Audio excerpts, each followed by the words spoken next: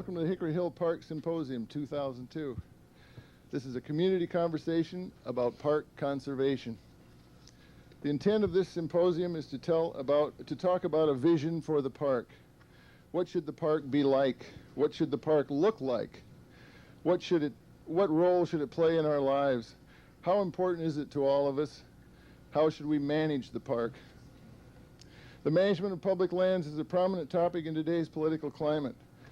Witness the debates regarding national forests, about fire suppression and resource extraction and recreational uses, the cost to the taxpayers of management of the parks, the value of the parks to the nation, the private rights versus public interests. Our own Hickory Hill Park can be seen as the locus for such public concerns. This large public natural area, which is such a fine example of Iowa's rolling prairie landscape, faces similar questions and challenges. How to conserve, manage, or restore this park in a natural state, and how to adapt it to the inevitable development that's going to surround it. The vision that we seek requires an informed public and an enlightened public officials. To that end, we've gathered here today to start the process of educating ourselves about managing this park. Or in other words, we've gathered together to sow ideas, to grow consensus, and to harvest solutions. That's the theme of this thing, the symposium is to sow ideas and grow consensus. Before we go to the panel of experts which have convened here, I'd like to thank the sponsors, quite a few of them, the Friends of Hickory Hill Park. That's the board members. I don't know if you know some of these people around here. Good people. The National Park Service and the Division of the Rivers, Trails, and Conservation Assistance. That's the National Park Service. Division of Rivers, Trails, and Conservation Assistance, with a special thanks to Karen Anderson, who is the regional representative from Omaha. She offers, that's Karen Anderson, she offers technical assistance to conservation efforts such as this. Environmental advocates, they have a table out there. The University of Iowa Graduate Program in Urban and Regional Planning, 1,000 Friends of Iowa, and Loomis Construction. Additional support came from the Johnson County Green Party and the Iowa City Recreation and Parks Department, so we thank them too. Now Stacy Van Zanny moderates this panel, and she'll fill you in on what's going next. Well, we're going to get started on the panel discussion now. As John mentioned, we're going to try and start a dialogue within the community to try and put together a vision for the park. We want to talk about restoration and management of the boundaries as far as how development will affect them.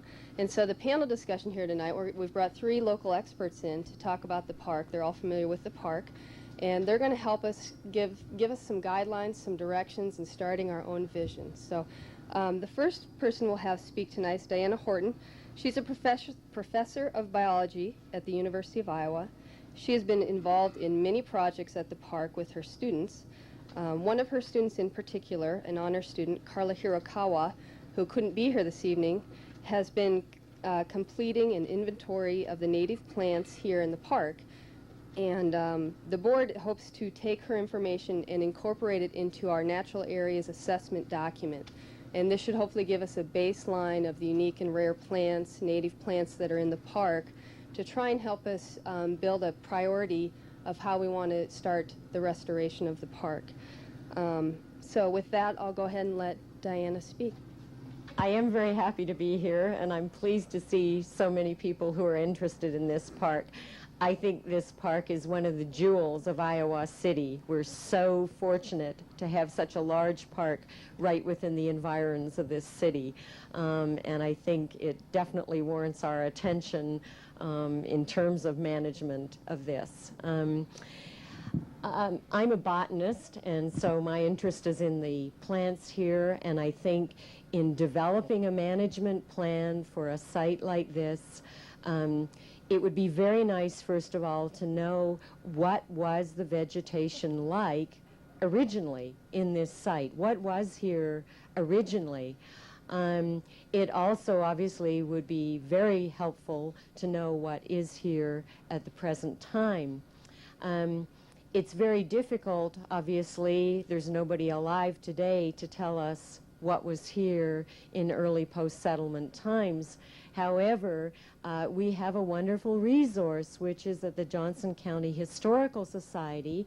One can go back and obtain copies of the original land survey records for this area. And those surveys were done about between 1835 and 1850. So they were essentially done at the time of European settlement. Thus, we really can get a little bit of a window back into the past to see what was here at that time. So what I'd like to do first of all is show you some of the early land records for this site and see what we can conclude about what this area that's now Hickory Hill Park looked like at the time of European settlement.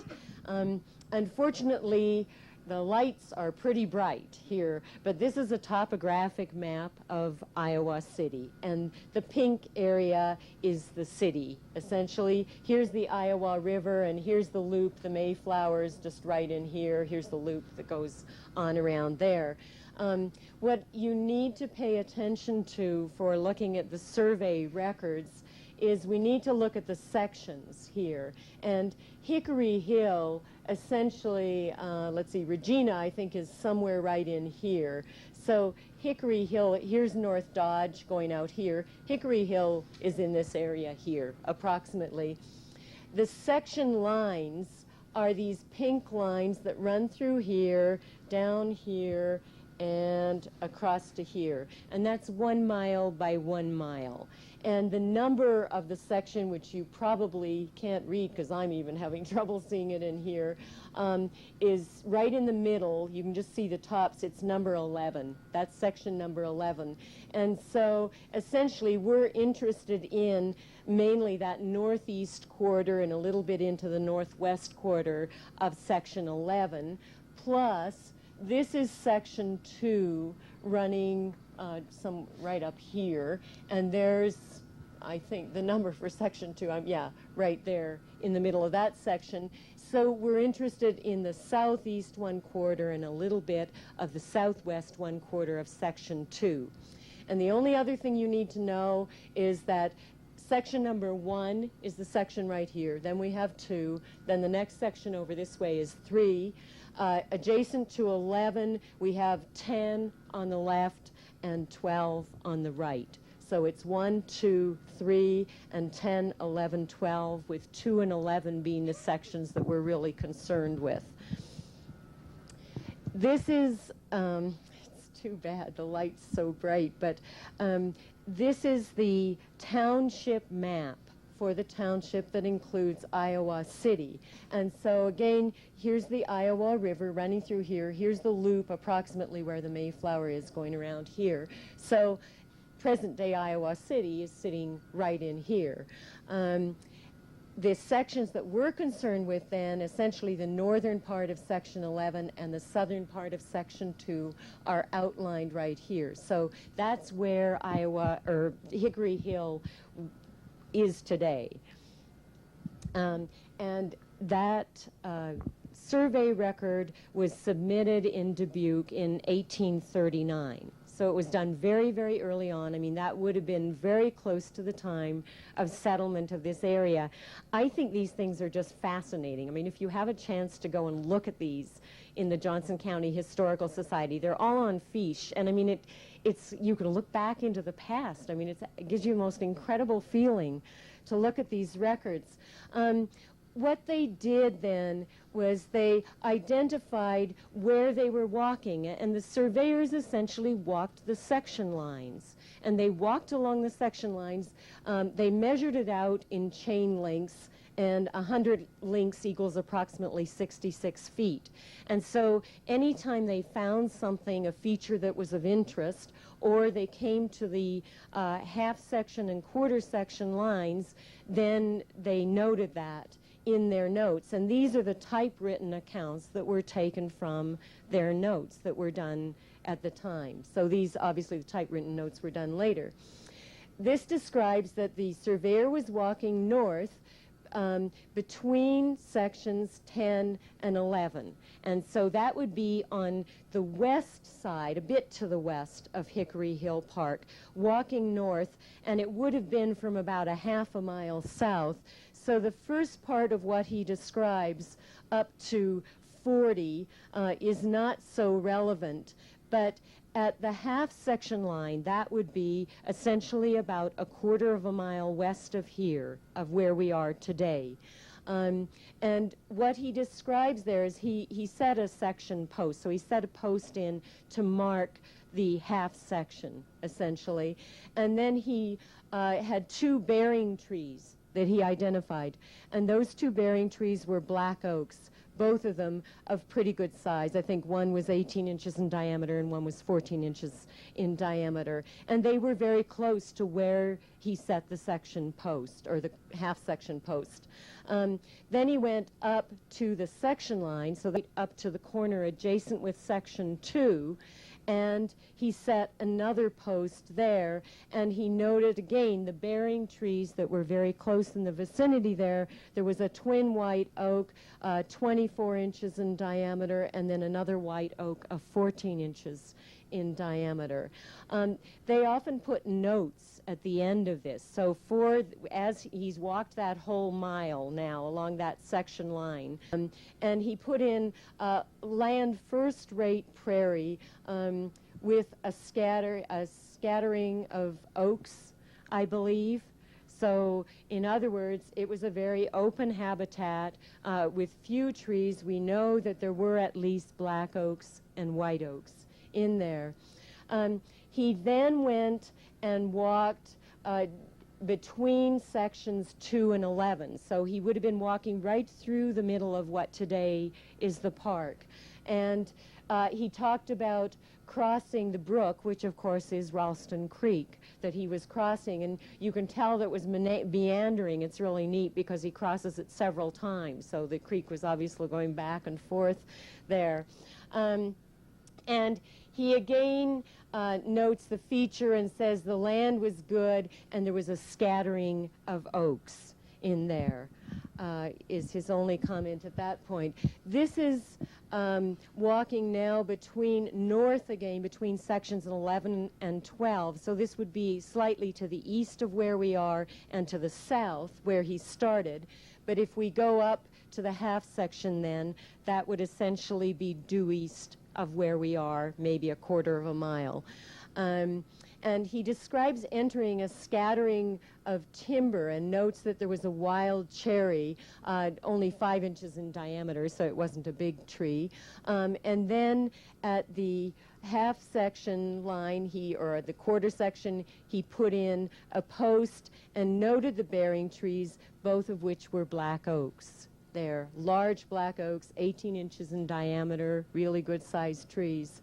And then he notes further on that there was a white oak 3 feet in diameter right along the line he was walking, and also notes a branch of the creek, and then set another corner post at the juncture of section 11 where it comes up to section 2, essentially, at the north end of the park, and notes again black oaks, 2 large black oaks at the corner there, and describes the land as first-rate prairie, but notes that there was also an area with thick hazel underbrush and scattering of oaks. And then in the last half mile, he notes that there was heavy black and white oak timber. So again, it's very consistent in terms of the trees that were present. This is then continuing north now between sections 1 and 2. So again, to the east side of the park, halfway up the park. Notes again a white oak, and then notes 2 large black oak trees. Notes crossing the road from Dubuque to Iowa City, which is essentially what is now North Dodge Street.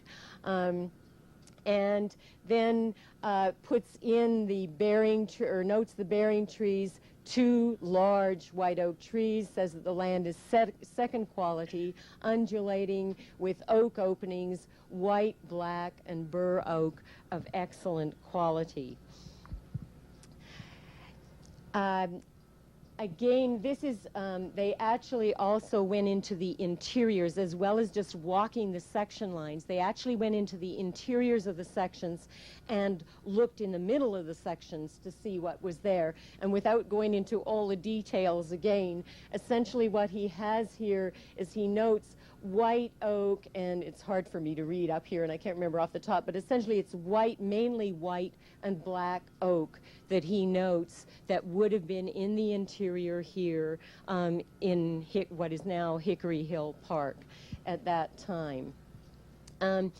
So from this, what I would reconstruct from that is that this area was primarily prairie. There were scattered trees around it, I mean, what some people today describe as savanna, and those scattered trees were primarily white and black oaks and bur oaks, apparently. So those were the 3 trees that seemed to have been present. There was this area that did have it seemed to be something of a woodland towards the east side of what is today the park. And again, it was black and white oak were the dominant trees. So that's what this landscape, started as. Then the next thing that we can do to try and reconstruct again sort of the history of this site is to go to the aerial photographs that were flown. And we can start with the earliest aerial photographs that were flown in 1937. And what you see here, let's see, the river is running here. Here's the loop in the river. It still hadn't been rounded out the way it is today. And this road here is what is today North Dubuque Street, curving back and forth. And so North Dodge would be running right across the middle of that. So the area that we're interested in, and unfortunately it is just too light in here to see these photographs, but the area that we're interested in would be right in this area here. And the one thing that I can point out that you can get an idea of is these light patches, of course, were fields at that time. There were not a lot of trees, which unfortunately you can't see, but there were not many trees at that time on the landscape. And it was very clear, though, that the areas that weren't fields were pastured. And so there were relatively few trees. Then if we go to the 1951 photograph, I've outlined the perimeter of the park on this one, but again, the lighting's just too light to see anything. But essentially, by that time, there was a patch of trees right where we are, essentially now, just in this area here on this south-facing slope. Up here, the rest of it was still largely in fields or in pasture land at that time. So there was definitely some trees coming in, is the change that you start to see even as early as 1950. And then if we go to 1960, essentially this whole area now at the south end of the park has become heavily treed. Yeah, it's very interesting. The north end of the park still has some fields in it even, and pasture land as well. Then if we go to 1970, essentially this whole part of the park in here has become heavily treed by 1970. And there's some evidence of trees coming in the northern part of the park by that time. But mainly still, the trees were really limited to along the stream primarily, and then they were obviously still pasturing at that time. And then this is the most recent map that I have, and this is from 1990, and it's just too dark to show it up, but the park, the delimitation of the park is right down here, and essentially that's what we have today, where we have a lot of the park now has become quite densely treed, and then some areas are still open as a result of areas that were being cropped and also being used for pasture until very recently, as my student just found out. She was going back through the old records and letters that have been written about people really angry about them still pasturing cows up on the north end of Hickory Hill Park fairly recently. What we can take by comparing the land surveys with these aerial photographs is there obviously was a dramatic change from what was there when they did the land surveys, where it was prairie. Then, of course, the whole area, or much of the area, was cropped or pastured.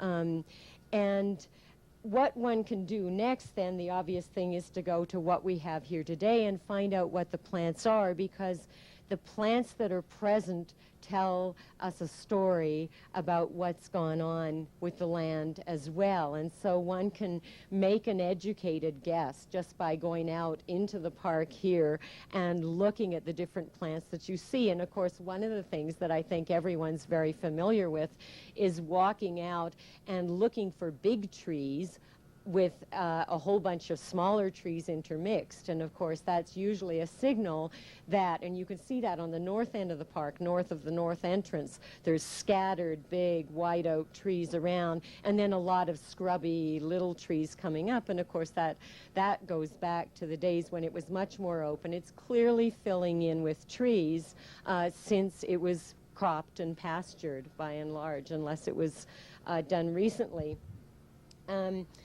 What I've been working on with my honor student, Carla Hirakawa, is we've been doing an inventory then of the vegetation in Hickory Hill. And we have several objectives with that inventory, and it's still ongoing. So I can't give you full results at this time or anywhere near close to it. But we're first of all trying to document all of the plants that are present everywhere in the park. We're trying to give a complete inventory of what's here at this point in time. We're also documenting many of those plants with specimens, which are pressed samples that we put in the University of Iowa herbarium, and so that we have physical documentation of what was in this park at this point in time. Even though we don't have much prior to this, at least we can get good documentation now of what we have at the present time.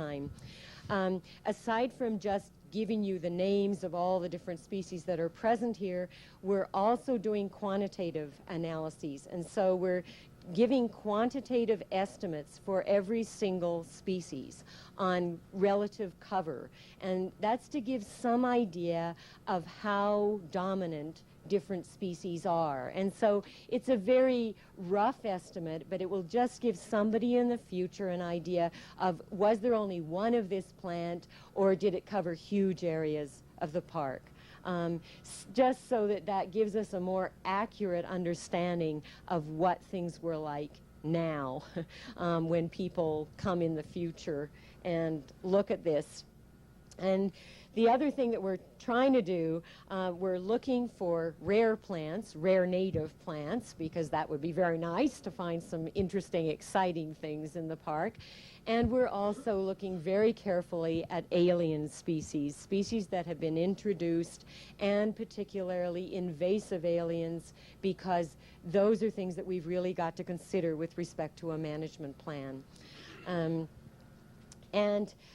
Just to first of all show you a few of the neat things that we found this poke milkweed, and this is the only extant locality that we currently know of within Johnson County for this species, and it's a rare species in the state as a whole.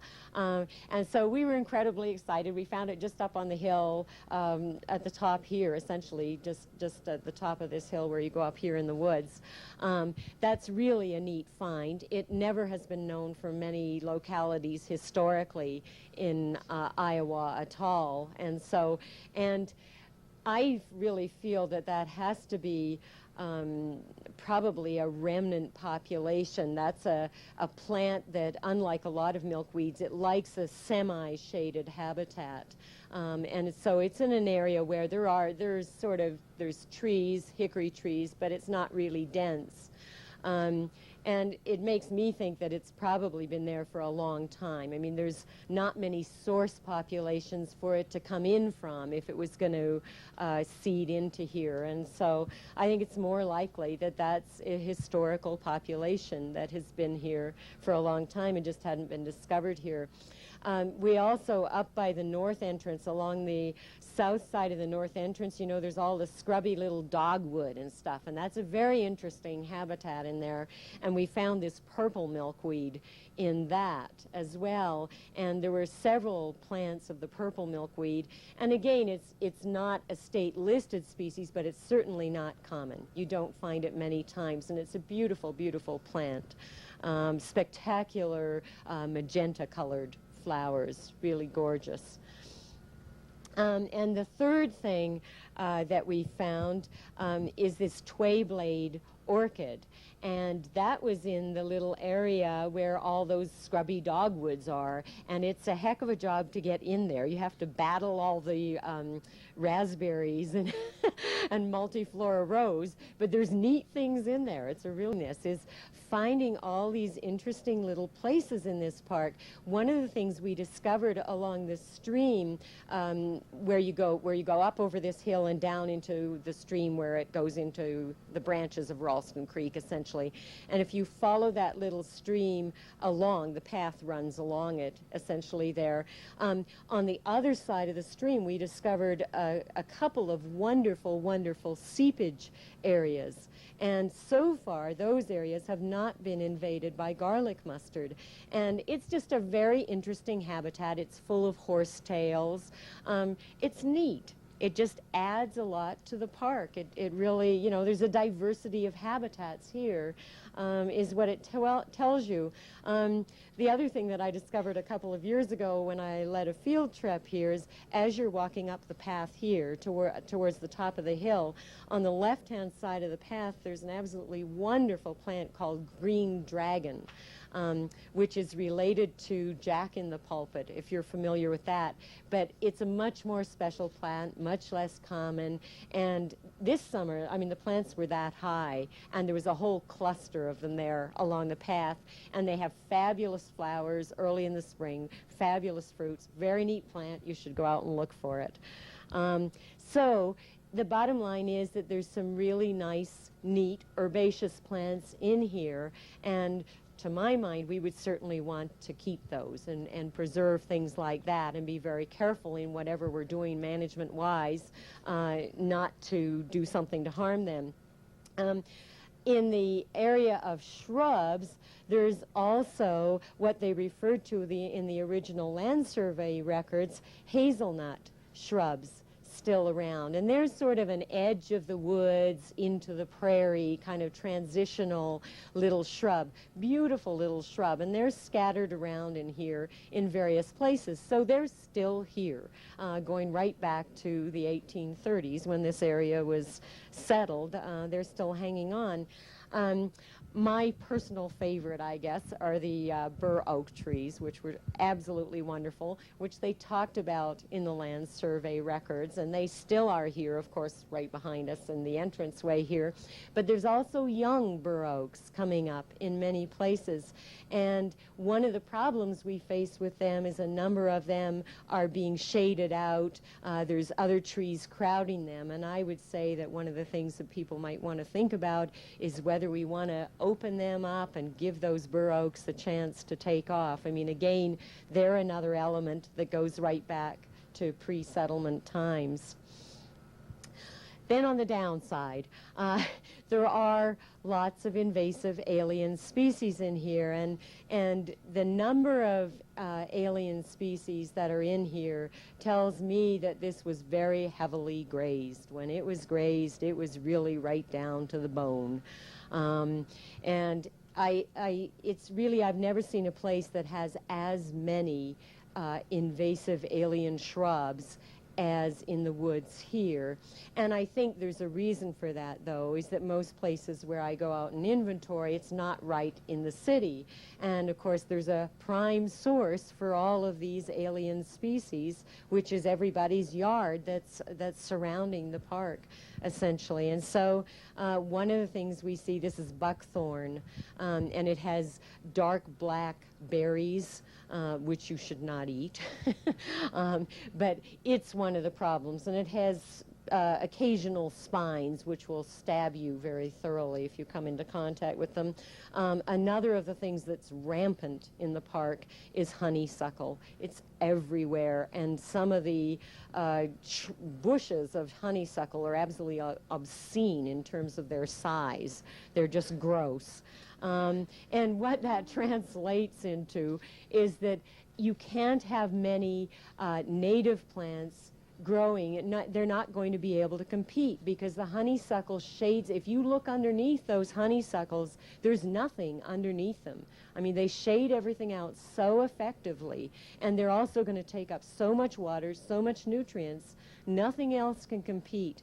And so I see these shrubs, these invasive alien shrubs, as being one of the major problems that needs to be dealt with in this park. And this, of course, is my all-time favorite, multiflora rose. And any of yours, I'm sure, if you've ever tried to walk through this stuff and you discover that the thorns all hook back, and that's so that they can rip you as you walk through it. Nasty stuff.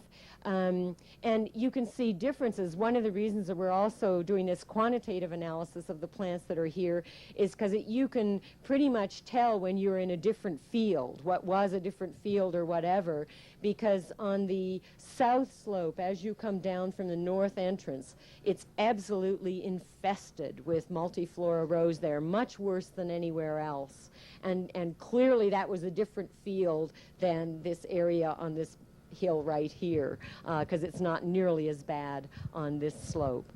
So there's differences that clearly just reflect different landowners, different land use practices over time. Thank you very much.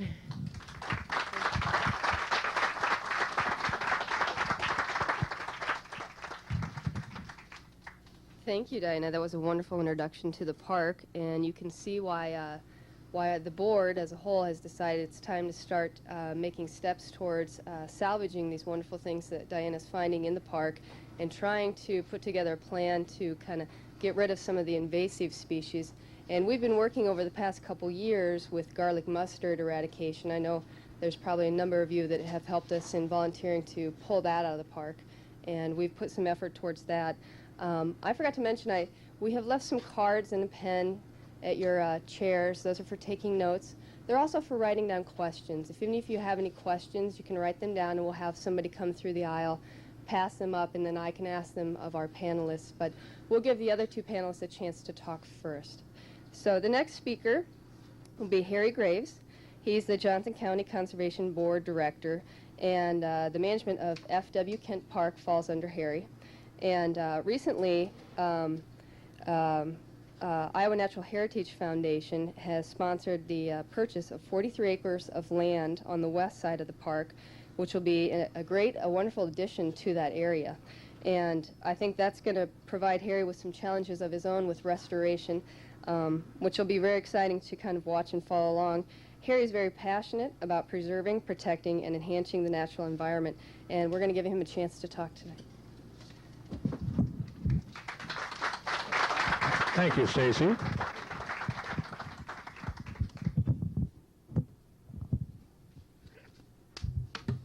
I appreciate the opportunity to be here tonight, and thank you for the invitation. Let me tell you by starting out here that I'm a 32-year veteran of the county conservation system in Iowa. That scares me when I say that. I started as a child. Right off the bat, I want to tell you that I do not pretend to be an expert on city parks, and it's neither my purpose nor desire to tell the city or the Friends of Hickory Hill Park how to run their park, because I just don't know all the answers yet. Shortly after my arrival as the director of the Johnson County Conservation Board, just a little over a year and a half ago, I became aware of this much-loved place called Hickory Hill Park. And the citizens of Iowa City are indeed fortunate to have such a wonderful park system and to have such a large expanse as Hickory Hill Park. These are amenities and quality of life issues that are important to individuals considering locating in a rapidly increasing and dynamic area like this. May well have been a reason for a number of you to locate here, the wonderful opportunities that this area affords. Johnson County is now the 5th largest in the state and the 2nd fastest growing. And of course, Iowa City is moving rapidly as a fast-growing city, the largest city, of course, in the county. In areas of such tremendous growth as we have here, the need for undeveloped natural places and large expanses for recreation like Hickory Hill Park cannot be overstated. And like all of you here tonight are aware of that, I'm sure.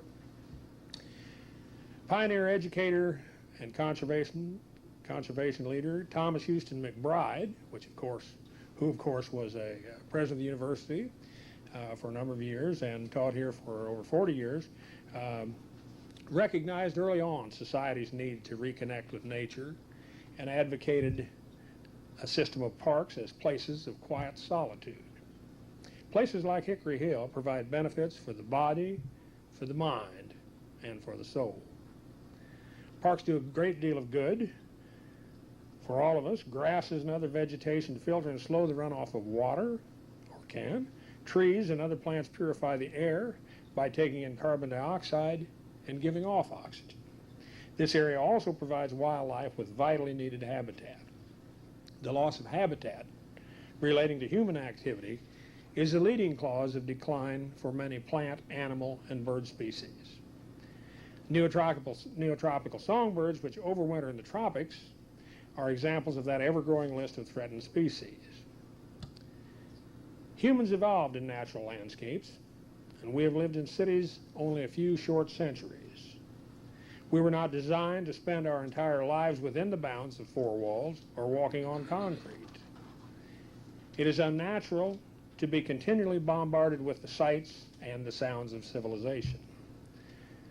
There is a positive correlation between the exposure to nature and the natural environment and our physical well-being.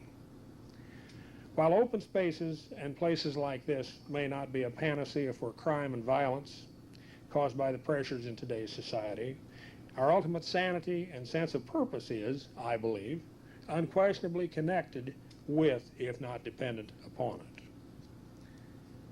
It is my understanding that our stated purpose here today is to explore and discuss the ecological condition of Hickory Hill Park and possibilities for native habitat, vegetation, and management. The demands of my work are such that I have not had the opportunity to spend all that much time at the park. However, I have been able to draw a number of conclusions through about a dozen visits to this great place. First of all, it is obvious to me on my first visit to the park here over a year ago that Hickory Hill suffers from a combination of being nearly loved to death and a certain amount of benign neglect. As a longtime land manager, I've learned to deal with the realities at hand. Hickory Hill Park appears to have been, and as Diana just illustrated, a heavily overgrazed timbered pasture until fairly recent times. It can be greatly improved by making some basic management decisions. And whether you realize it or not, even the decision to do nothing, that is, leave it alone and, quote, let nature take its course, is a management decision of sorts. However, I do not believe that that's the approach that would be a logical course for Hickory Hill Park. I think it is reasonable to discuss management as it relates to the woodland plant community, the grasslands, and of Ralston Creek, ultimately the Iowa River watershed.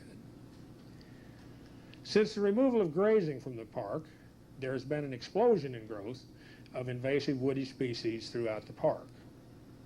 This phenomenon is not unique to Hickory Hill Park. It's called succession.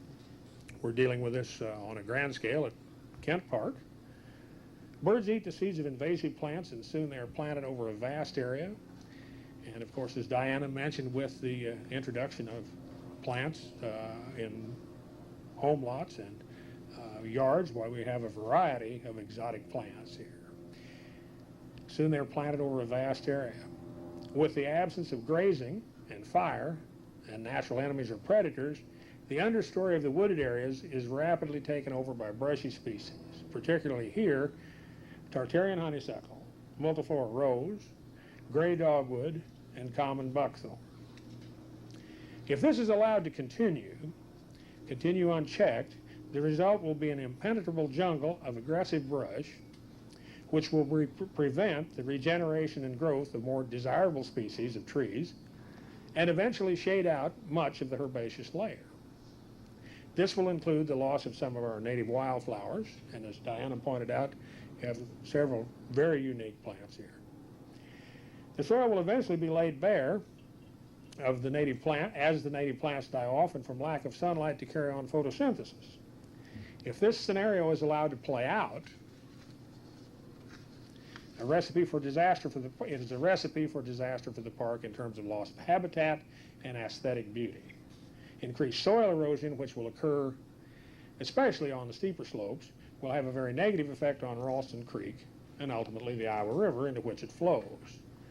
Left unchecked, this will occur all too quickly.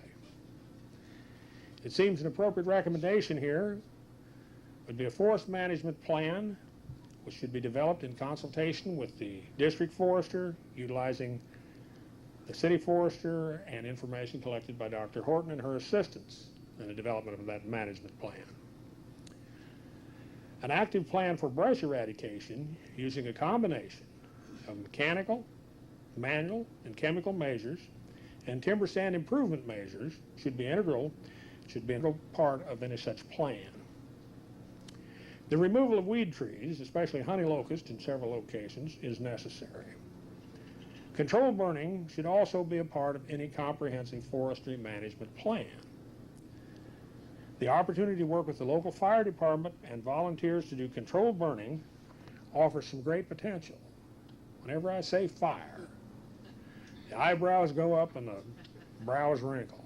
But yes, fire does, and always has, had a very definite role in the forest and in forest management. Smokey the Bear didn't tell you the whole story.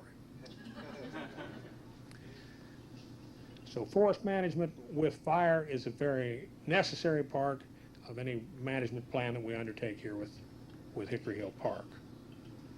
Worldwide, the list of non-native plants and animals which threaten our natural resources is ever increasing. Presently, there is probably no greater threat to our native plant communities in this vicinity, in this locale, than garlic mustard. And if you haven't seen garlic mustard, is anyone who has not seen garlic mustard? Okay. It's coming to an area near you soon. Sad to say. Sad to say, but so true. And the Friends of Hickory Hill and the Nature or Science Advocates have a little green sheet back there that gives a little information on garlic mustard. Nothing except a few people eat this stuff. It is a southeastern European plant that was brought here originally as a pot herb. The seed is spread virtually by any fur-bearing animal, shoelace, pant leg, or anything that comes in contact with them. So far, only the contact killer glyphosate herbicides, which are known as Roundup, have proven effective in controlling this. And unfortunately, that is a contact killer, so it kills anything to which it's applied. So it's a non-selective herbicide. It's very difficult to use that in large areas. Small patches may be eradicated by hand pulling, and I know you've done some hand pulling here in Hickory Hill Park. However, because of its rapid growth habit, pulling or manual cutting from park areas of this size would require Chinese Army-sized labor forces. And that may well apply to the eastern quadrant of the state before long. Research is underway in this country and France for a biological control for garlic mustard. Historically, in some instances, the use of biological controls, we've learned the hard way that the cure has proven worse than the illness. So I'm very skeptical of biological controls until they can be fully tested and proven. We have found at the County Conservation Board at Kent Park this year that cutting the plants off at ground level, especially the second year before the flower stalk shoots up in the early spring, has proven to be a fairly effective method. But again, that's a method that you can do only in a rather small area. So those invasive plants, both the woodies, the rapidly growing native woody species such as gray dogwood and garlic mustard, are serious problems that you face and need to be, control needs to be part of any strategy that you develop. Secondly, the pasture areas that are currently in brome grass need to be managed very soon. This smooth brome was planted as a forage crop or inadvertently planted wherever hay has been fed to the point of ubiquity throughout the state. It's almost as if brome grass were in the air. It's everywhere. However, as a practical matter, it provides only marginal habitat. Left alone, these brome grass pasture areas will quickly convert to brush, much the same as you're seeing in the understory of the wooded areas. My recommendation there would be consulting the soil maps to determine the best sites for prairie and savanna restoration. And again, the studies of Dr. Horton will provide valuable information as to the remaining remnants of any native flora. However, I think the remnants are pretty scarce here. Once the determination is made and a strategy can be developed which takes into consideration the management's goals, the cost of restoration, organization of person power, and maintenance issues can all be put together. Restoration of native ecosystems will have a positive effect on Ralston Creek and ultimately the Iowa River. Now, during the restoration interim, after you develop a plan and agree upon it, when there's large-scale use of brush cutting, there's a considerable disturbance in the area, you may be using some herbicides, communication is vital to the public during that time. The change in the appearance of the park will be a cause of concern to many visitors. So communication will be the key to realizing the management goals and objectives that you agree to pursue. Temporary signage, newsletter articles, press releases will be valuable tools. The more communication that you can put out regarding the project and the plans, the more support you will have. This would be a good time to develop a park brochure and trail map for dispensing here at the park. It occurred to me that that might even be illustrated on a little plastic bag that you could also use to clean up after your dog, because there's a definite need for that here. It is important to note a basic truth or an ecological principle here, undertaking an effort like this, that you can't take one thing out of nature or do something to it that does not have an effect on something else. Everything in nature is interrelated, everything in the natural world. Certainly a fellow panel member here, Wayne Peterson, we'll discuss with in just a moment, is more qualified than I to discuss the water issues. However, the stabilization that will result from the measures that I have just outlined will have very positive effects on the park and on the watershed. We hope to leave here today with some type of consensus as to a logical course for the future of Hickory Hills Park. In light of that charge, I would be remiss to not at least mention the importance of reliable outside funding sources, that is, grant programs for projects such as these, because these are big ticket items that we're talking about, but we're also talking about the future. It should be noted that the state of Iowa ranks next to last, second only to Rhode Island, in the 50 states in the amount of publicly owned land, e.g. parks. As a state, I don't think Iowans have ever taken the public ownership of lands, particularly parks, seriously enough. Over the past few years, our state government's financial commitment to parks, recreation, and conservation in general has declined precipitously. For every dollar of state money currently spent, less than 1 penny, I didn't stutter there, 1 penny, about 9/10 of a cent actually, is all that is budgeted for conservation and environmental related issues like parks. That's just horrible. The recent deappropriation of 80% of the funding for the state's Resource Enhancement and Protection Program that you all know by the acronym REAP, which has been an essential source of money for a great number of city park projects throughout the state, has added insult to this injury.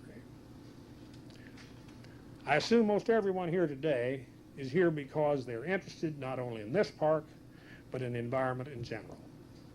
It behooves every one of you to contact your legislators, legislative candidates, and gubernatorial candidates right away before the November elections and tell them that you think the funding for the REAP program should be reinstated and that the state of Iowa ought to be taking a hard look at the funding for environmental programs in general. The restoration efforts that we're talking about here today for Hickory Hill Park will require significant amounts of fundings, and state grant programs must be available for this important work. To take that funding aspect a little further, on the national level, there's been much talk about funding the Conservation and Reinvestment Act. Acronym there is CARA in the United States Congress over the last few years. That would be another source of recreation grant fund monies. So far, there has been more talk than increases in tangible funding. So like the REAP issue, you need to communicate your support for federal funding to your congressmen and senators. The work that lies ahead offers tremendous challenges and opportunities. Hickory Hill Park, I think, has limitless potential, and the involvement of a citizens group like this is heartening to see what can be done in the future. To further explain and discuss those issues, I now turn the program over to Wayne Peterson, urban conservationist, to talk about this. Thank you.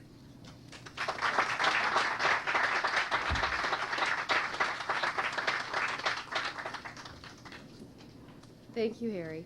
As you can see, we have some work to do in the park, and the board is certainly looking for any volunteer help on this effort. We want the community to be a big part of putting together this plan, and we do have a sign-up sheet out by Sarah Walls for anyone that would like to sign up, that wants to be interested on any level, even if you don't have as much time as maybe might be involved. We'll still find something for you to do. So please do sign up. Please get involved in this. We're looking for input from everyone on this as well. So the next speaker, our last speaker, is Wayne Peterson. He's the urban conservationist for the USDA Natural Resources Conservation Services. He is stationed in Johnson County with offices in Coralville, but works with soil and water conservation districts throughout Iowa. Wayne is an expert in water quality and water management. Hickory Hill Park is comprised of 182.45 acres, 92 acres of which are dedicated to stormwater management. So you can see stream bank stabilization is very important to the park, and it'll be an important part of the park management plan. In addition, Wayne is also knowledgeable on restoration techniques, so I'll turn it over to Wayne now. It's all right. I'm just going to sit here. Yeah. On for you. Filming, is that working? Well, I have very little to add to what Diana and Harry has already said. They've covered things quite... Is this better? I was saying I don't think I have just a whole lot to add to what Harry and Diana have already covered. And so I'm going to turn to somebody else's words rather than using my own. And Harry had mentioned Dr. McBride, who had taught here. We're all very familiar with the name McBride. And I want to just read a little bit from a piece that was published in 1899. And in this piece, in the early stages, or the early paragraphs, he talks about the landscape as it appeared 50 to 60 years ago, which would have put us right back in the time period of the original land surveyors, the 1830s and 1840s. So let's just reflect back, and he's,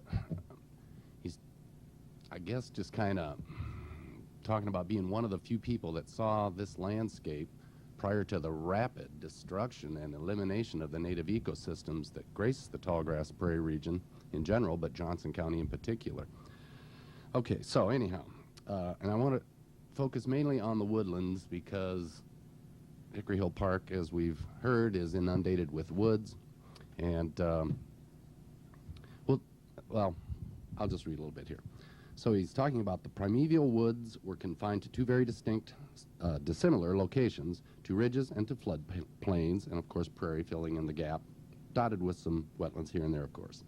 But then he talks about how not infrequently the streams were found shaded with only a fringe of their characteristic species, while groves of forest trees covered isolated hilltops far away. The primeval forest in these diverse localities were very different in character. Down by the streams, the wild plum, wild cherry, box elder, soft maple, and elm, made with the grape and Virginia creeper, thickets almost or wholly impassable, with shade so dense that the ground beneath was absolutely bare. Sounds like all of the wooded lands of Hickory Hills, actually. But this is where they were confined to, the stream corridors back in the pre-European settlement times. And then, of course, where the junction of two streams came together and we got into wider and richer alluvial soils, now you would see the walnuts, the hackberries, the cottonwoods, and occasionally the bur oaks come in. And he says that this gave to the woodland more the appearance of an eastern forest, and here and there on rocky banks were groves of hard maple rivaling those of Pennsylvania and Vermont. But on the ridges, the white oak flourished, and he mentions only white oak, but I'm sure he's including the bur oaks under that term, and the black oaks and the others. All right, so where was I here? Okay. All right, but on the ridges, the white oaks flourished, sometimes to the exclusion of all else, while the most striking peculiarity of the Iowa upland forest was its openness. One could drive through it anywhere. And that's, to me, a really important visual aid, if you will, because as I walk through Hickory Hills or almost any forest in Iowa, you can't drive through hardly any of it, and you can't even see into and through any of it. So the openness is very, very important to keep in mind as you think about a management plan here. Okay. To one following some long ridge, the trees were open on every hand as in a royal park. And then he goes on and he talks about, in the midst of these wooded hills, there were many an open mead, which I assume he's using that term to describe a meadow opening. And these were an area perfectly bare of trees. It could be an acre, 10 acres, or a section where no tree had ever stood. Here the ground received the drainage of the surrounding region and therefore was more moist and covered with denser grass. Around the margin of such a little meadow, sometimes the hazel flourished with the blackberry and the plum and thorn. Instead of grass-grown mead, sometimes occurred a lake of greater or lesser extent. Sometimes a lake filled full of aquatic or marsh-loving vegetation, or morass in which incautious quadrupeds were lost continually. Muck beds, I'm thinking. Fens. Such morasses were not infrequent in the woods on the hilltops, 40 or 50 foot above the surrounding prairie lowlands. So think back to Dr. Horton's comments about seep areas in this park. They are starved of infiltrated water that now leaves the landscape of surface runoff because of the disruption and the degradation of the natural systems that once graced this landscape. Okay, let's see here. Then I want to just do a little bit more. In many cases, even the thicket was lacking by the stream, and the grass grew down to the water's edge. The Cedar River in its upper courses used to flow along mile after mile through open prairie with scarcely a bush to darken its pellucid waters. And I had to look pellucid up, I admit, but it means clear, transparent. So anyhow, that's a term I'm going to use from now on. I love it. Pellucid waters.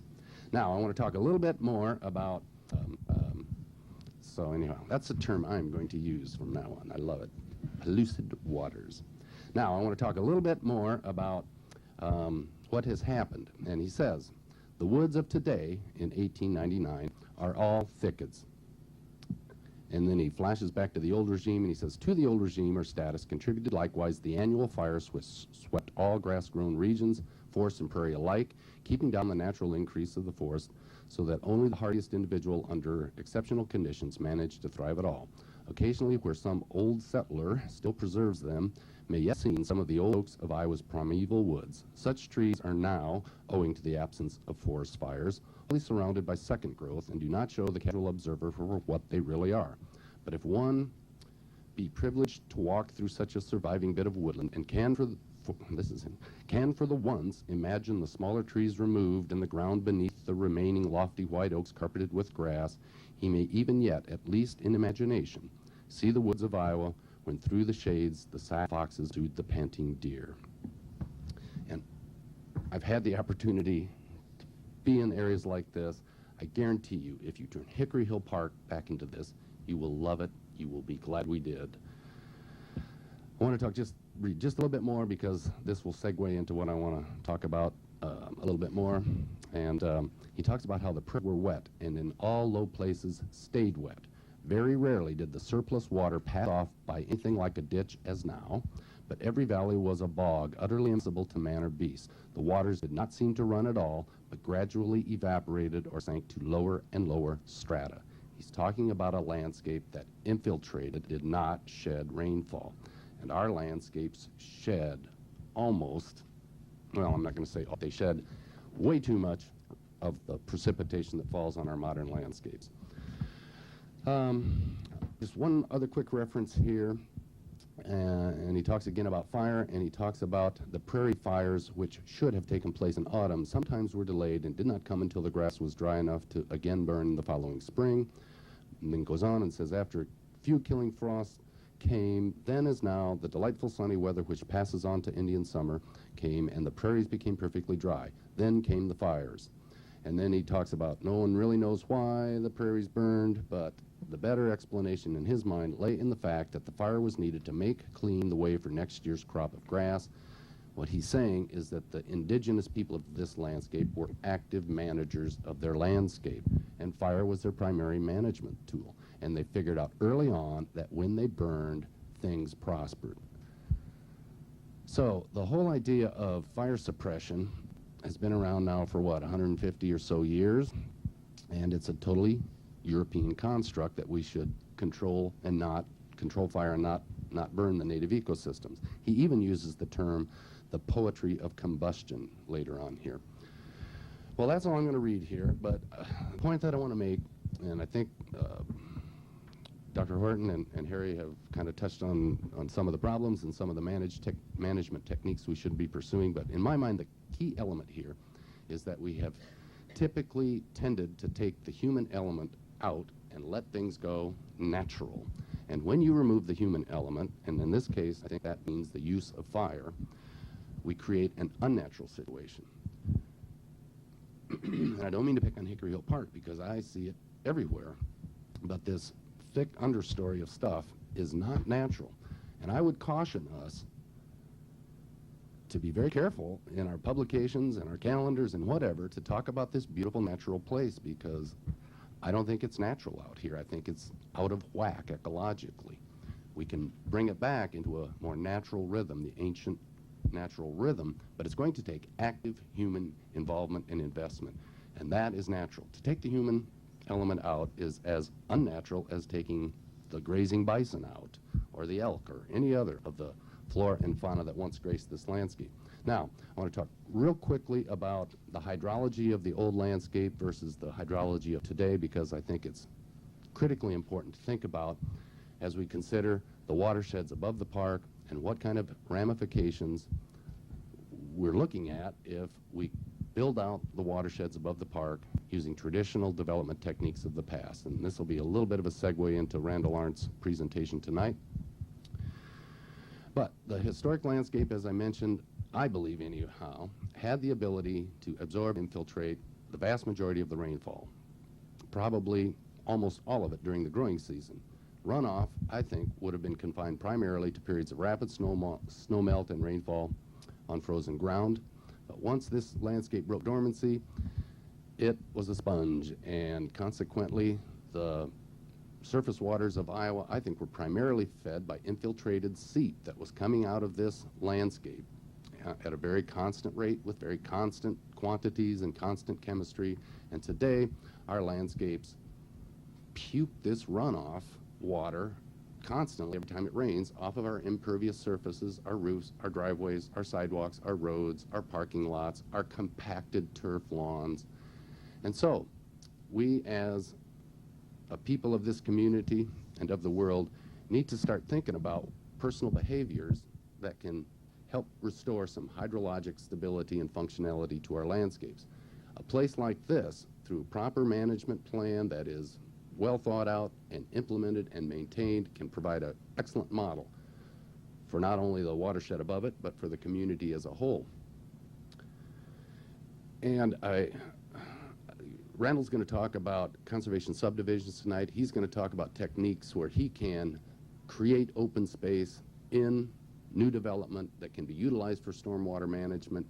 And these are critically important concepts to adopt and promote. But I want to take it just one step farther. And I want to encourage all of you to take this home as well.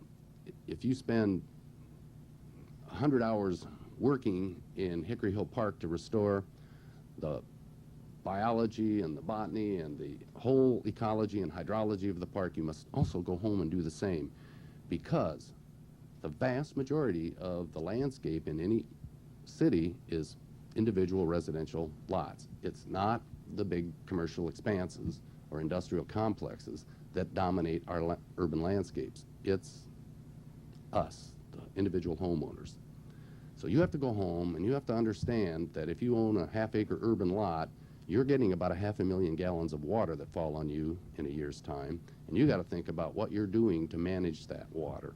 And then you got to take a look at what you can do to improve, and what we apply at Hickory Hill Parks will apply in our own front and backyards and in the watersheds that will be built out in the future, and in the conservation subdivisions that hopefully Randall Laurent will help design.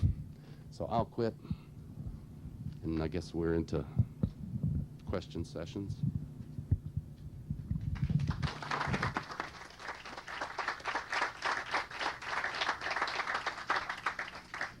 Okay, thank you, Wayne. Yes. Now is the time for the discussion and the questions. We are taping this, and we want to keep a record of it.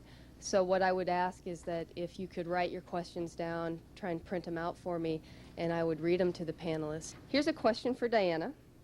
What is the connection between grazing and invasive plants? I think that when the land is overgrazed, if it's grazed heavily enough, you see a disappearance of the native vegetation, largely. And you then open up the landscape to some other plants to come in, is the bottom line. And many of the, in other words, you have bare soil sitting there. And if it's really, really heavily grazed and there's bare soil that's open, something is going to come in and make use of that bare soil. And if there's a seed source around, many of these alien species produce copious amounts of seed. Garlic mustard is a great example, in that where you find garlic mustard, the heaviest infestations is where there has been a lot of disturbance.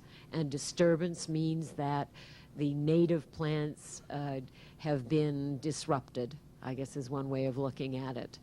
And so if you go into habitats still in eastern Iowa, you can find places where there's been heavy grazing. They're absolutely infested with garlic mustard. You go to another site where there has not been as much grazing and maybe isn't currently grazing, and there will be virtually no garlic mustard.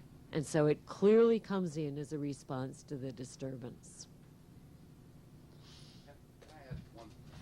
One comment, and I guess I don't want to sound too defensive, but in defense of my agricultural producers out there in our watersheds, I do want to say, with proper grazing, you know, it can basically serve as a substitute for fire, or play a similar role as fire once played.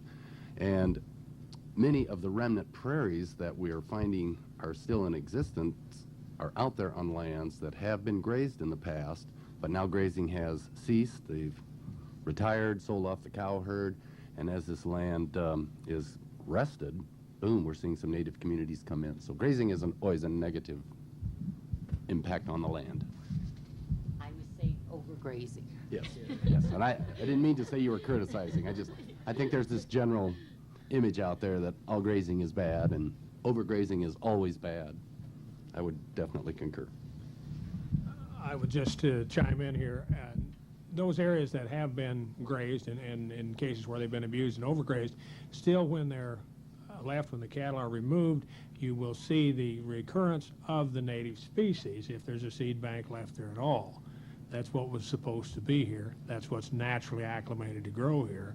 And we see that in a lot of badly abused areas that have been let go, so to speak, and they've returned to the native flora. Thank you. Here's a real interesting question. How can burning be compatible with air pollution laws? Great question. How can mowing be compatible? If you compare the emissions from your weekly mowings to the emissions from one annual burn, the annual burn is a total win. If you also factor in the carbon sequestration that the native ecosystem pulls out of the atmosphere and puts into that soil profile, you have a huge win-win. So the one day of the burn, it can be a little bit problematic, especially if people in the area have respiratory. But when you look at it on the whole season, the one annual burn versus mowing is just absolutely a huge advantage. So, well, we have a lot of laws, that ordinances, whatever, that don't always make good sense when applied totally across the board. So, and you know, we've got this ban on open burning, which makes it complicated at times to burn a native landscape in the city, but the fire department will work with people and grant these variances, so we can do some. Okay. This is, here's a couple questions regarding garlic mustard. Are attempts being made to remove plants from trail sides so that walkers do not spread seeds? In our efforts over the past couple of years, I'll address this one a little bit because we have been organizing garlic mustard pulls over the last 2 years, and we have been hitting areas along the trails, but as you can hear from our experts here, this garlic mustard spreads so quickly, and it's very difficult for us to stay on top of it. While we're trying to hit some of the areas that we find it, where we find it excessively growing, we're trying to hit trail sites as well, but one of the things I will ask is that if any of you are willing to help out with this and want to pull it, it needs to be completely removed from the park. And what we usually do is put it just in a black plastic garbage bag and leave it out front, and we'll call the city and they'll come pick it up. They've been wonderful at supporting us on that. So another question is, has the Friends Group thought about encouraging walkers to clean their shoes when leaving contaminated trails to prevent the spread of garlic mustard seeds? Such an action would be especially meaningful when seeds are being shed. And this is obviously true, and we can all probably do a little bit better. I'm sure myself, since I traipse in it and try and pull it out, I could probably be better at that myself as well. Here's a question for Harry Graves. Where did the REAP funds go? Were they diverted to other state programs? Do you recommend trying to get REAP funds back or focusing effort on getting CARA funds from federal government? First of all, where did the REAP money go? It was diverted supposedly to take care of other shortfalls, and that's a curious definition of what was a shortfall, because the REAP law was passed in 1989, originally to be funded at $30 million a year for 10 years, $300 million. At no time was it ever funded to that level. In 1997, the sunset, 1998, the sunset was lifted, and REAP was supposed to be funded at $20 million a year for 20 years. So if we want to talk about debts owing, rubber checks written by state government, false promises, unfunded mandates, then the REAP's your poster child right there. REAP funding has been diverted, 80% of it, back into the general fund. The original legislation for REAP was designed in such a way that the funding would come from the lottery and gambling profits, so that natural and resource issues would not have to compete with other human needs and that type of thing, so they would be immune, it was thought, from the annual scramble for funding from the general fund. It was a great idea. That was in 1989. You'll recall in the early 1990s, the state of Iowa found itself drowning in a sea of red ink, and all of those lottery funds were then, by an act of the legislature, diverted into the general fund. So the REAP program has been, from that time forward, basically funded from the general fund, some of which came from the lottery and many other places. But so REAP was rated this year. Many of the folks on the Hill tell me what I already know, that this didn't need to happen, but it did. Only $2 million of the $10 million appropriation remains, and none of that is available for county, any of the state, city, or none of the city or county local park projects. What was the other part of the REAP question? Do you recommend trying to get REAP funds back or focusing effort on getting CARA funds from federal government? The REAP funding, the REAP legislation that was passed in 1989, was a result of about a 10-year effort to see that to fruition. And at the time of its passage, it received almost 100% approval in both the Senate and the House of the Iowa legislature. So there's a serious time factor there that, yes, I think it's very important that we get REAP funded again. And the REAP program is in existence, the funding is not, so that's very important. It takes a long time to rebuild a program from scratch. But certainly funding for the CARA program is another issue that needs to be addressed simultaneously.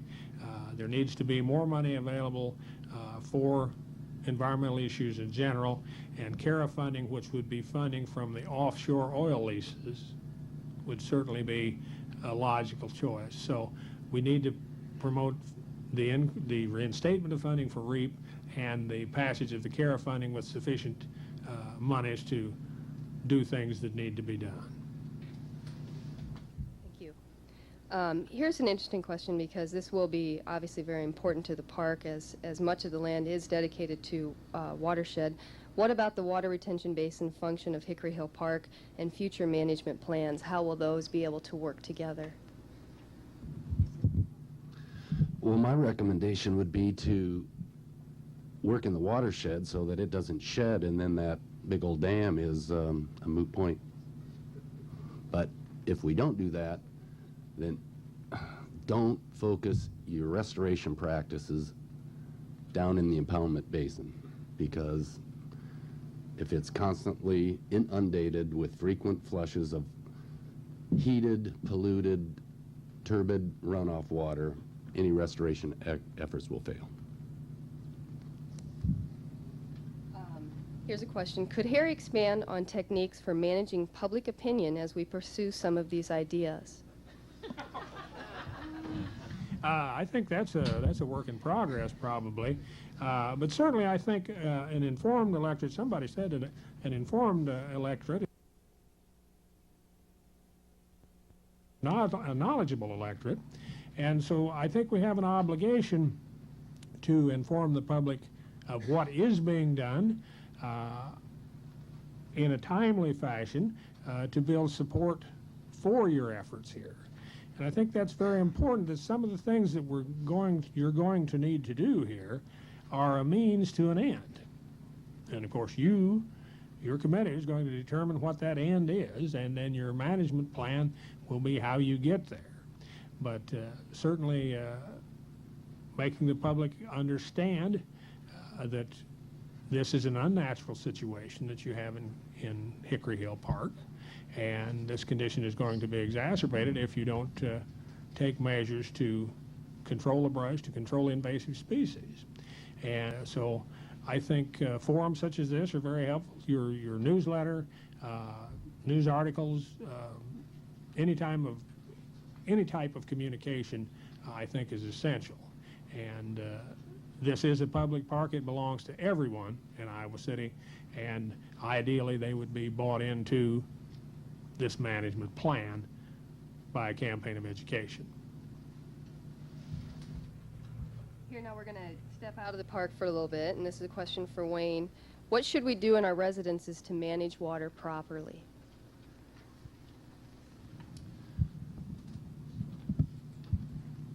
I'm working on that. There's kind of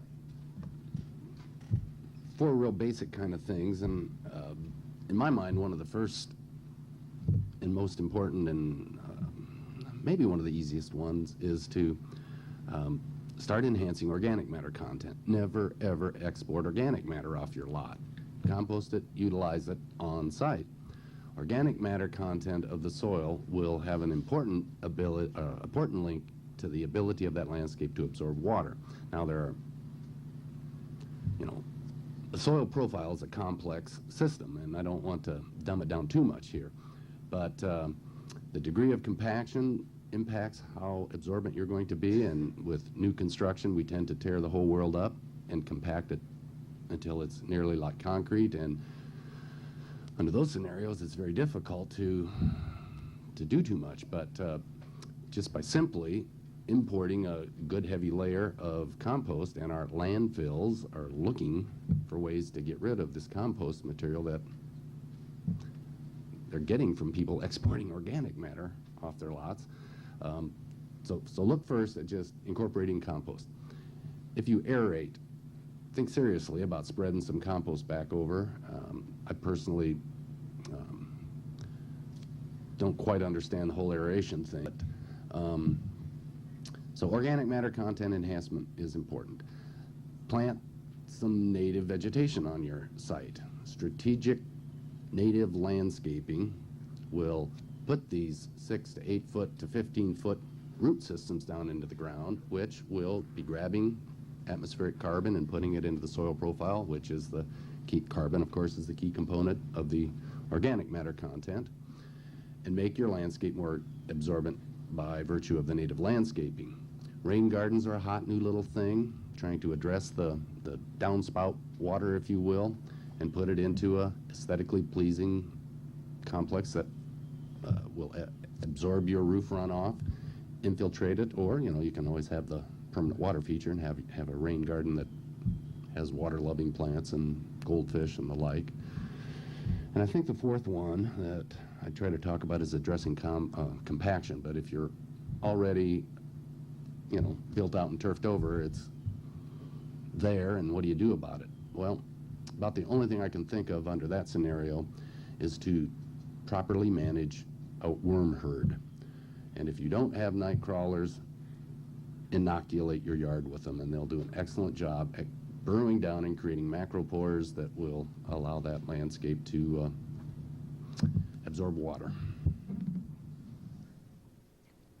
Can garlic mustard be pulled and left on the ground if it is very young, either before it flowers or before seeds have developed?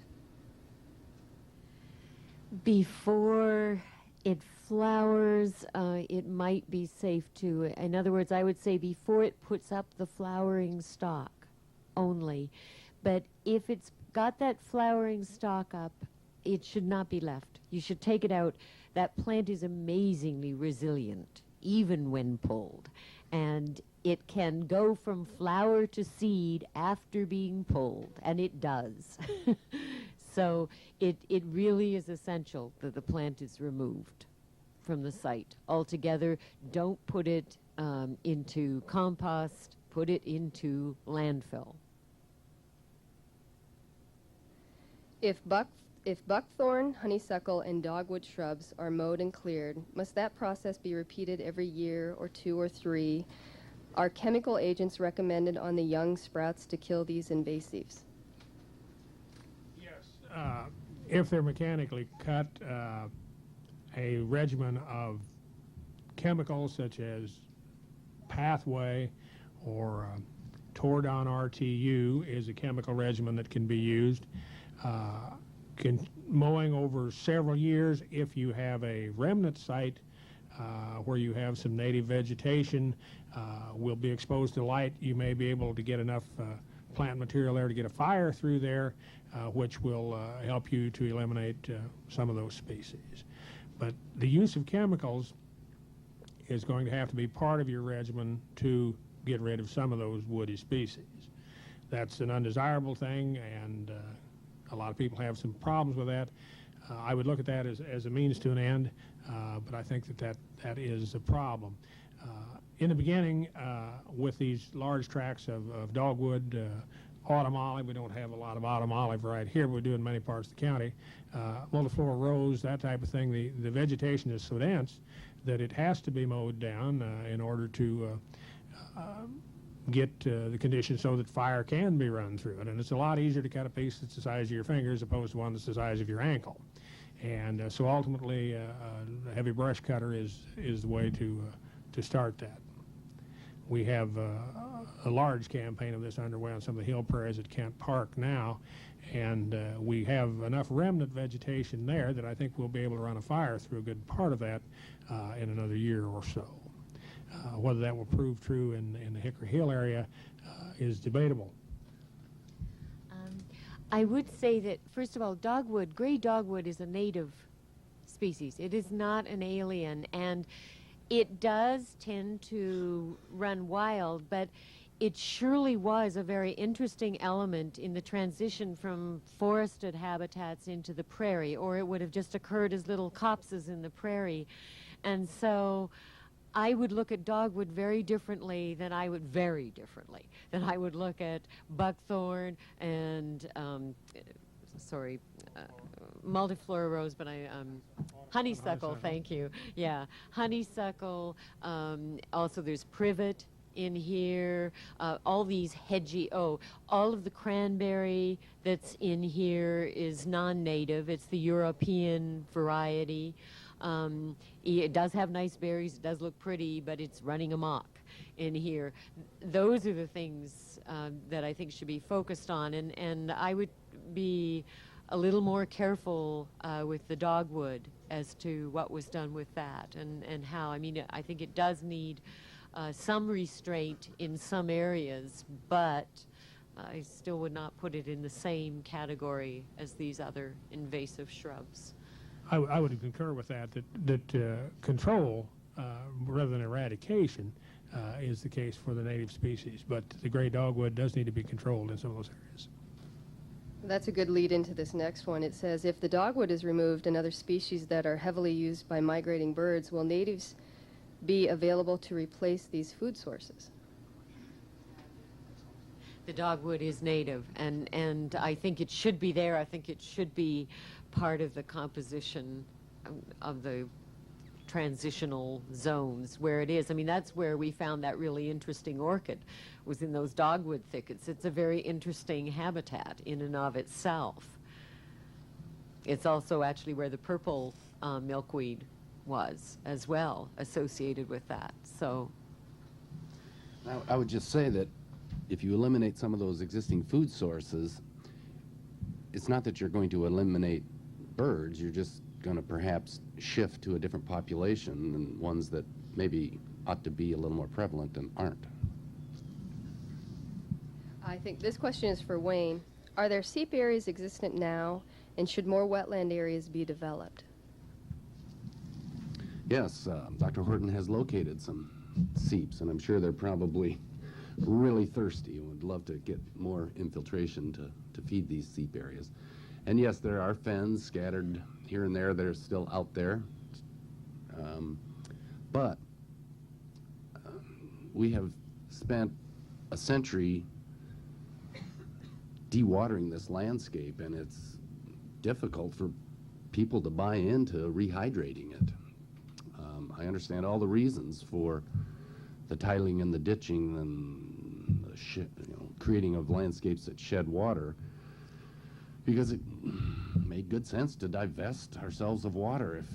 If you were trying to make a living farming and you could tile out of land and increase yields and increase profits, that made good economic business sense, and we as a society supported that. And I, as a young technician, that's the first thing I learned to do, was help farmers install tile systems and drain wet areas. So, yeah, there are seeps out there. Should we create more wetlands? Yes, of course we should. However, I think we need to take a kind of hard look at how we restore or recreate wetlands. And my agency is probably we are in fact the the key player in wetland recreation, and we call it restoration, but I gotta play semantics here. I gotta call it recreation because we're building wetlands out there that I don't think resemble the wetlands of old.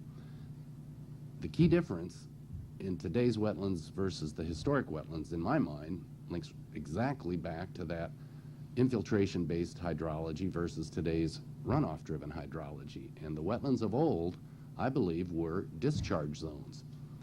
The wetlands today take these surges of polluted runoff. And we tend to think of wetlands today as the natures of the kidneys of nature. They will filter out our pollutants. They will control our flooding. They will recharge our aquifers. You read that in every piece of literature that you pick up on wetlands of today. But the wetlands of old didn't really have to recharge aquifers. The whole landscape was. They didn't really have to pluck out pollutants. The whole landscape was not shedding pollutants if it was infiltrating. And with regard to flood control, once again, they may have served that role historically with those spring melt events, but in the growing season, it was the whole landscape that was absorbing and infiltrating and recharging aquifers, and the wetlands were primarily places on the landscape where water was discharging.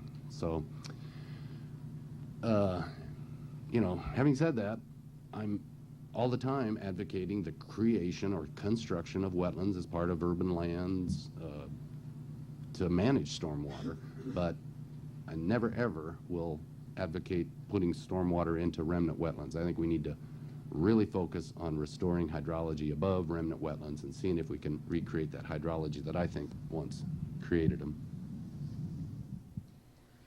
The park is a flood control area designed for an anticipated surrounding or development load. Is this design considered by P&Z when new developments are approached? I don't know if any of you can address that question. What I'll do with this one is I'll take this and the board will follow up on this one.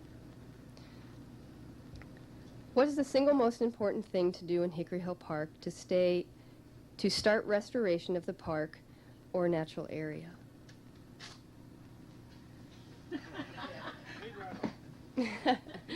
Okay. I would say control of the invasive alien shrubs in the woodland areas, and in the areas that are not wooded currently, we need to control the invasive alien herbaceous plants, which at the top of the list would be Queen Anne's lace in those open habitats.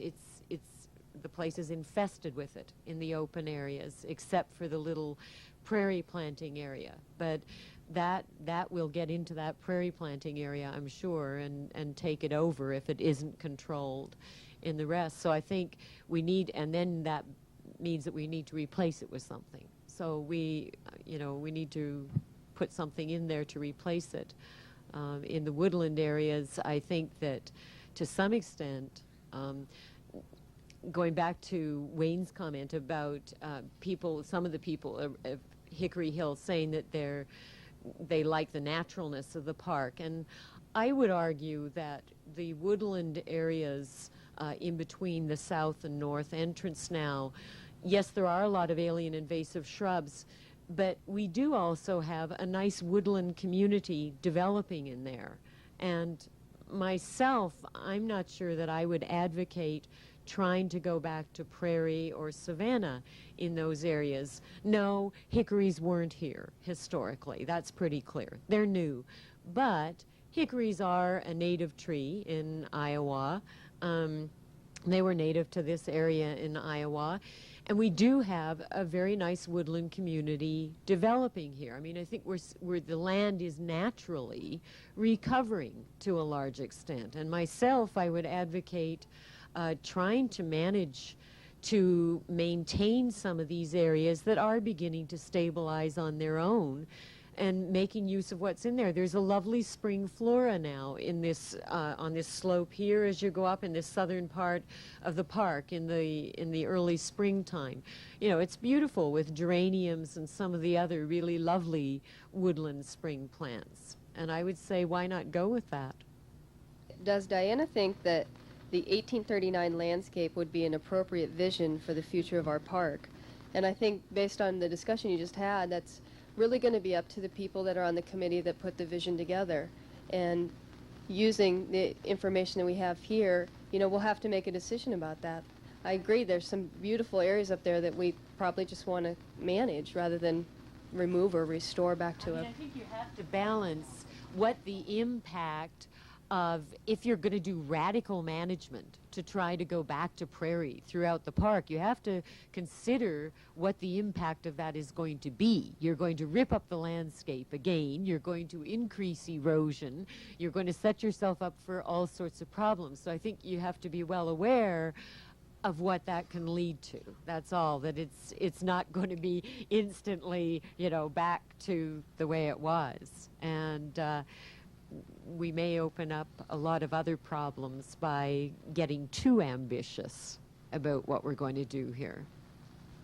Can I just quickly comment on that again? This is a huge undertaking, and it's never going to be done. You don't do this, this, this, and this, and now you're sustainable. Sustainability is a lifelong generational, you know, to generation type process.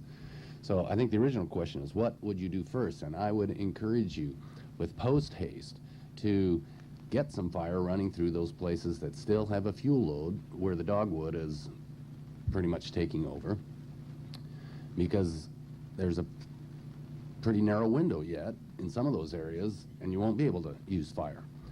And then the other thing that I would immediately encourage you to do is identify some of the most important remnant oaks, and I'm sure Diana can take you right to them.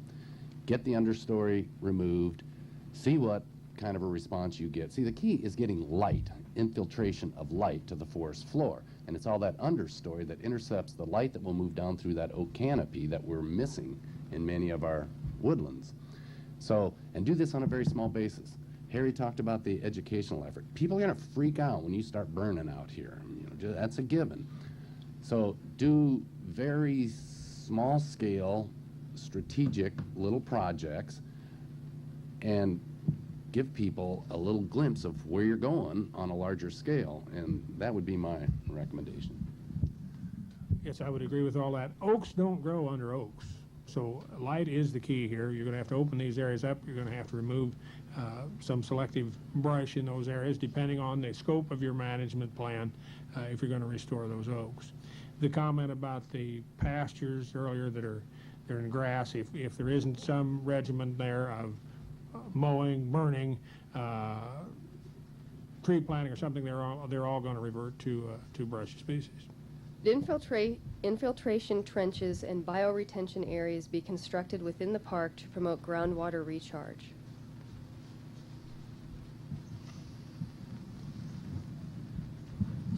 That would probably not be my highest priority here. I would get to work on restoring any remnant communities that are out there and reconstructing what we can in strategic areas. However, for your impervious surfaces, you're darn right, and I would encourage that to be done in conjunction with ecological restoration out in the remnant areas. Should the city blacklist Norway maple as a shade tree planted by developers, considering that it outcompetes native species when it escapes to woodland settings where it can completely dominate the landscape after 3 or 4 generations? Sorry. Go ahead. I've only seen one tree of Norway maple in this park, and it's right behind us along the creek here. I am not familiar with seeing Norway maple out in native habitats here. It does naturalize in the eastern U.S., but I'm not aware of it doing it here. I've heard the district forester speak on this. For my previous posting, I didn't have any problem with black maple, but the district forester does indicate that there is some problem here, and that should be part of a management plan to consider those if that is a problem. But black maple and Norway maple are different things. That's correct. Yeah. Black maple is native. That's correct. That's correct. Okay, gotcha. I might have misunderstood there. Can I add one quick little thing? And this is something that I'm trying to infiltrate the thinking of my agency, if you will. But the development community, a conservation community, the horticulture community, we've all had our typical models. My agency in particular, we have followed an engineering model and an agronomic model. And what I'm encouraging us to do is, not bash those historical models that we followed or abandon them, but to soften them and supplement them with the native ecosystem model. And I think the city foresters, the lawn care companies, the development community, everybody, I think, benefits when we take a hard look at this native ecosystem model and what it provides in the way of, a target to shoot for to become more sustainable and hopefully someday more economically and ecologically sustainable. Should the park be enlarged? If so, where? And would enlargement aid in restoration? I'll make a comment on this. The board is always pursuing efforts to try and acquire land around the park. We do have one particular landowner who's very, very willing to work with us, and we are continuing in efforts to purchase some land adjacent to the park, but we don't really want to speak about it in too much more detail at this time. But would enlargement aid in restoration? These are tough calls, but once these opportunities to acquire property, particularly in an urban area like this, are gone, they're gone forever. So I think you have to seize the moment and look at what's going to be down the road here. And of course, large areas are continuing to be developed. So I think it's important to seize those opportunities for acquisition when you can. And then ultimately, that needs to be part of your management plan. But once those areas are gone, they'll be gone forever. And you witnessed that in a stone's throw of the boundaries of this park. I would just add one bit of caution. If it's an ecologically bankrupt tract, you're just adding to your workload. If you have an ecologically significant thing, then by all means grab it. But the other thing to think about is, out through the watershed, are there ways to create open space out there and do hub and link type of design? And I'm hoping Randall, and I'm sure Randall will talk about some of those things tonight. And just adding more land doesn't make your restoration any easier unless it's ecologically good stuff to acquire. In fact, it can make your workload bigger. And wherever your boundary is, now how do you buffer that new boundary? So, well, enough said. I would endorse what Harry said, though, because you still make the overall area that much greater, and the greater the area is that is within the park, that means you have a better chance of establishing stable communities within it. And I would say even if the land is totally shot, basically, I would grab it in a heartbeat, because there's already big management plan or problems here. I mean, how much difference does it make? And I think in the long term, as Harry said, once that land is gone, it's gone. And I think anything that we could do to add and enhance the size of this park at this time, we should do it. We won't have another chance. And with that, I'll note that we are taking donations out front. How long do you think it would take to develop a management plan and implement it? A lifetime. Yes. Implementation, I think, could be several lifetimes. But you can start the development of a plan tonight. But I think these are works in progress. And I think you folks would agree with that. But to identify some goals and objectives to build on here. But obviously, as Wayne has pointed out, this never ends. This is never going to end. But you have a map as to where you're going and hopefully how you're going to get there here with a management plan. Do you think we can develop a watershed management plan in such a microcosm? Wouldn't a larger scale plan be more effective?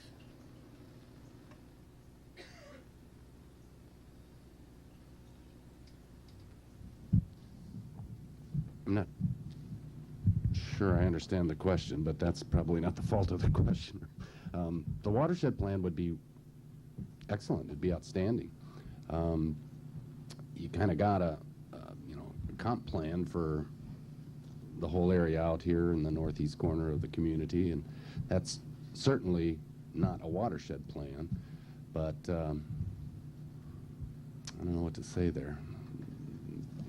But certainly we ought to be dealing on a watershed scale, especially when it comes to things like the hydrology and the water quality issues. We've got incising stream corridors that are down-cutting, and the gully erosion's going to charge right on up through the watershed. And if we plan on a watershed scale, those kind of things can be addressed. And Hickory Hill, like I tried to stress earlier, I think could be a model for the development of a watershed plan that would incorporate these ecosystem-based approaches. We haven't mentioned the threat of encroaching development. Can the public influence the development practices to be employed by the housing on the north side? This may be something that Randall could help us with later on this evening. Yes, but definitely development is an issue, and that is why we have brought Randall Aaron in for this evening to talk about some of the development issues around the borders of the park and how we can manage those areas of the park. Unless anyone else has any additional questions, that'll be I do see somebody back there. Okay. Yes, that's Joan Yaley, one of our board members, and we do have a picture of garlic mustard that we've brought in for any of those who would like to see what it looks like. I have a little photo I carry in my billfold here that you may also look at. This is put out by the Department of Natural Resources in Wisconsin, and you're welcome to look at that, and I'll see if I can secure some more. Yeah, but not a colored photo that I'm sorry? I think with that, we'll conclude our panel discussion tonight. Thank you all so much for this event.